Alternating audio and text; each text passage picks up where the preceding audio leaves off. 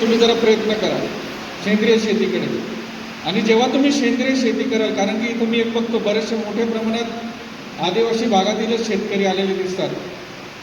तर जेव्हा तुम्ही ती शेती कराल आणि तुम्ही जेव्हा नाशिकला आता बऱ्याच ठिकाणी मोठमोठे टावर तयार झाले, तुम्ही काही शेतकरी म्हणून तो माल जरी नाशिकला नेला आणि तुम्ही सांगितलं की आम्ही उत्पादित केलेला माल आहे, हे तुम्ही घ्या, आम्ही याच्यात काही कुठल्याच प्रकारचा आम्ही खतांचा वापर केला नाही, तुमचा माल गेला तर माझं नाव नितीन पवार नाही. तुम्ही बघा, प्रयत्न करा, खरं प्रयत्न करा.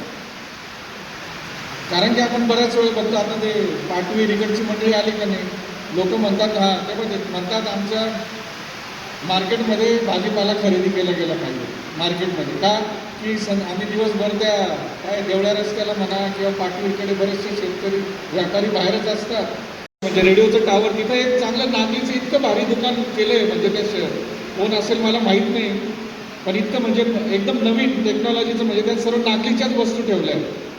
कारण की मी तिथं काय केलो, आता मी माझा बंगला पाडला नाशिकचा, आता मला पाहिजे आता मी इथे येऊन 4 दिवस इथंच राहतो. म्हटलं नाशिकला एक घर पाहिजे, त्या भागात घर बघत होतो भाड्याने.